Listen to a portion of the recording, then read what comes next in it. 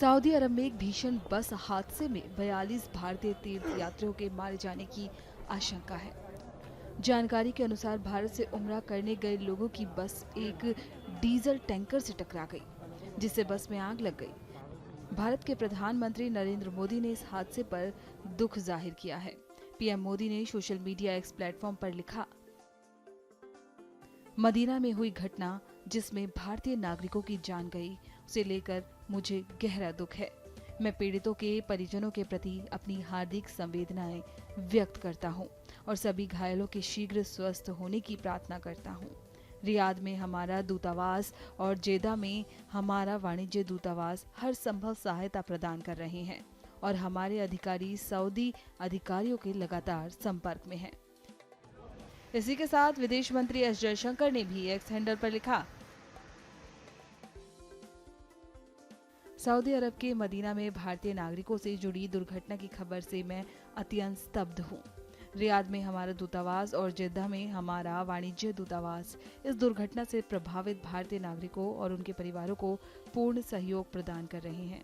शोक संतप्त परिवारों के प्रति मेरी हार्दिक संवेदनाएं, घायलों के शीघ्र स्वस्थ होने की प्रार्थना करता हूँ।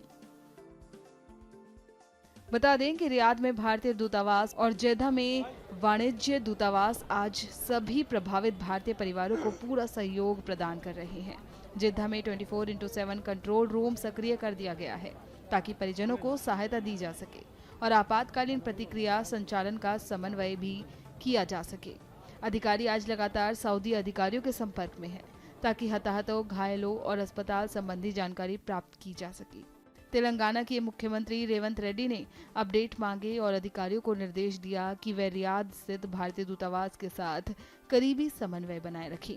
मुख्य सचिव शांति कुमारी ने अधिकारियों को निर्देश दिया कि वो तेलंगाना के यात्रियों का विवरण जुटाएं और उन्हें समय पर सहायता सुनिश्चित करें। असुद्दीन ओवैसी ने केंद्र सरकार से मृतकों के शवों को वापस लाने की अपील की और भारतीय अधिकारियों के साथ यात्रियों का विवरण साझा किया।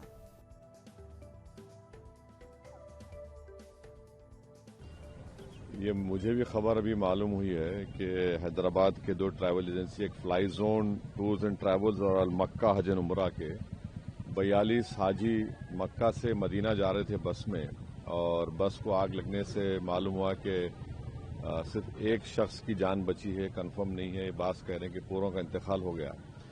तो मैंने इंडियन एम्बेसी रियाद में जो डीसीएम है अबू मैथिन जॉर्ज साहब से मेरी बात हुई और उन्होंने मुझसे कहा कि कौंसल जनरल जिद्दा भी और वो खुद इस पर मालूमात हासिल कर रहे हैं और जो भी ज़रूरी कार्रवाई करना है वो करेंगे। और साथ ही साथ मैंने इन तमाम उमरा पैसेंजर्स के दोनों ट्रैवल एजेंसी से वीज़ा डिटेल्स लेकर कौंसल जनरल ऑफ इंडिया जिद्दा को और डीसीएम इंडियन एम्बेसी रियाद को और साथ ही साथ फॉरेन सेक्रेटरी को मैंने ईमेल किया है। मेरी भारत सरकार से और ख़ास तौर से एक्सटर्नल अफेयर्स मिनिस्टर से जयशंकर साहब से ये रिक्वेस्ट है कि वो इमीडिएटली इस पर देखें और अगर जिन लोगों की डेथ हुई है उनके परिवार ये चाह रहा है कि उनकी डेड बॉडीज़ जल्द से जल्द इंडिया को लाई जाए और अगर कोई उसमें ज़ख्मी है तो उनको अच्छी से अच्छी वहाँ पर उनको इलाज हो सके। ये मैं रिक्वेस्ट करता हूँ हमारे एक्सटर्नल अफेयर्स मिनिस्टर से और भारत सरकार से। सर, दिल्ली में अभी हाल ही में जो ब्लास्ट हुआ है, मुफ्ती जी कह रही हैं कि भारत बता रहा है कि कश्मीर कितना सेफ है, लेकिन दिल्ली के में जो ब्लास्ट हुआ है, दिल्ली भी अब सेफ नहीं है। जो केंद्र की पॉलिसीज है वो पॉलिसीज ऐसी है कि कश्मीर नहीं, दिल्ली भी अब। देखिए, वो मेरा मानना यह है कि जो टेररिस्ट एक्शन दिल्ली में हुआ, अब तो एनआईए ने कहा कि सुसाइड बॉम्बर था, हम उसका कंडेम करते हैं।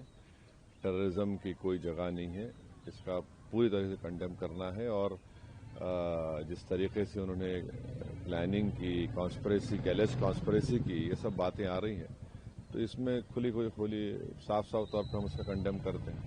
सर, इसी पे कश्मीरी मैन को भी अरेस्ट किया गया है एनआईए के थ्रू, जिसने बॉम्ब को वहाँ प्रोक्योर करवाया था। जो भी है, अब तो इन्वेस्टिगेशन चल रहा है, तो आप और हम कोई कंक्लूजन पर नहीं आ सकते। मगर ये जो इंसिडेंट हुआ दिल्ली में जिसमें 10 लोगों की मौत हुई, फिर अनफॉर्चुनेटली नौगाम में भी वो जो एक्सप्लोजिव रखे थे वहां पर भी पुलिस स्टेशन में ब्लास्ट हुआ, उसमें भी लोगों की मौत हुई, वो भी हमारे लिए तकलीफ दे बात है।